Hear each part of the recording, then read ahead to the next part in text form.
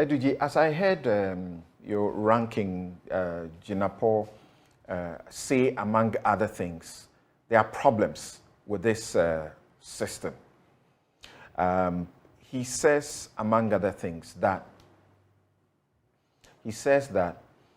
this approach to solving the constant fuel price hikes, he says that will rather worsen the government's unsustainable debt burden.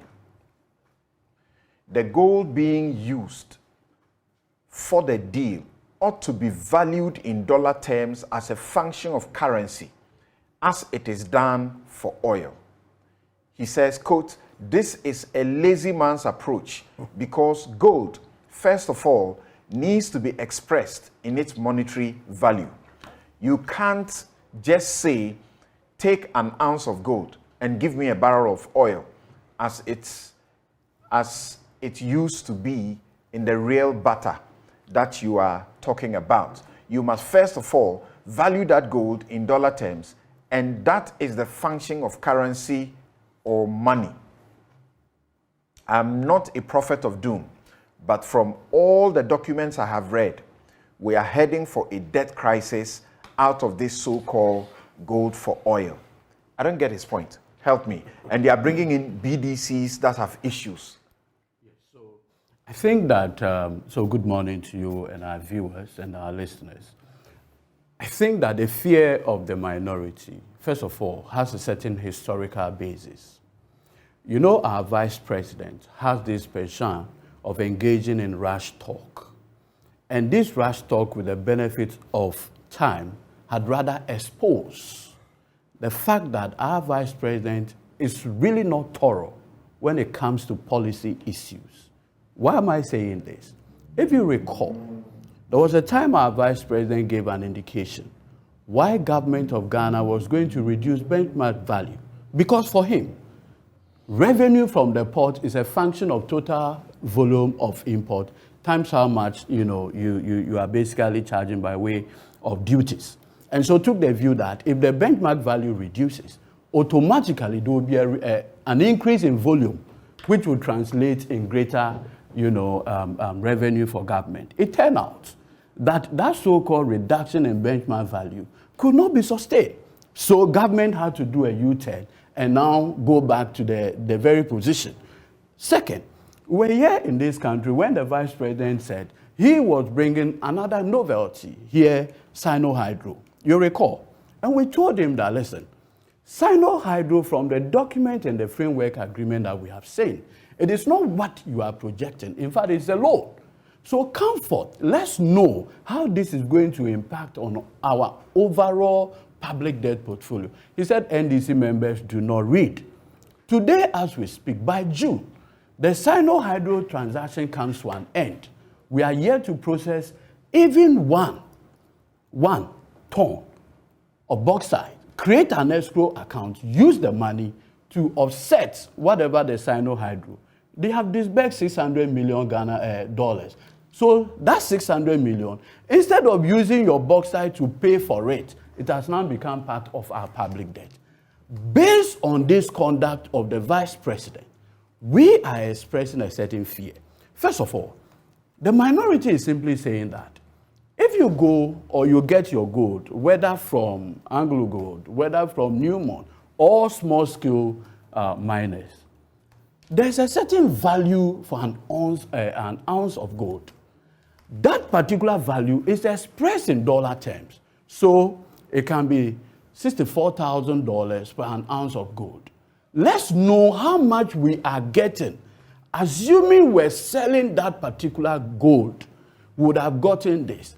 This amount will buy us so and so metric tons of, what shall I say, either gasoline or oil. Then we know that we're actually dealing with a barter arrangement whereupon we are doing value for value.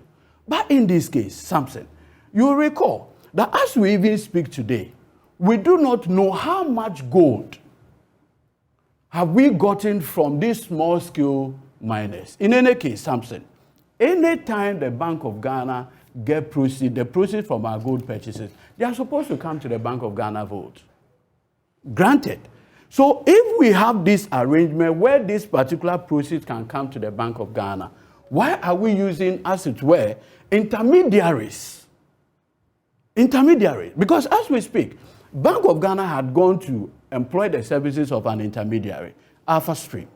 And they are using Alpha Stream for all these transactions. We are saying that no, we don't need it.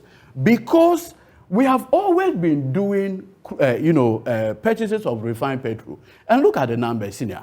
Look at the numbers carefully. So far, we have been told that by reason of this gold for oil policy, right, we have had 3 cargoes so far. The first one came in January, 40,000 metric tons. Then somewhere in February, we had 2 additional cargoes, 35,000, 40,000. Total, this gold for oil thing had given us 115,000 metric tons so far. Within 2 months, our total demand or need for refined petroleum product is in the region of 600,000 metric tons. So when the Vice President now comes to say that out of 600,000, the policy that had contributed only 115,000 is the reason for reduction in crude oil, petroleum pricing and others. We certainly have a challenge with that conversation because the available data does not suggest that. And we have made the point that, look, and again, I've read from Nova Reports Online, where Nova Report Online is telling us that the liter cost of a diesel and petrol for the OMC under this gold for oil policy is in the region of 10.10 pesos per liter. That's for diesel. And then 9.60 pesos for petrol. Now look at the OMC selling, which are not under this gold for oil. They are doing diesel for 9.50.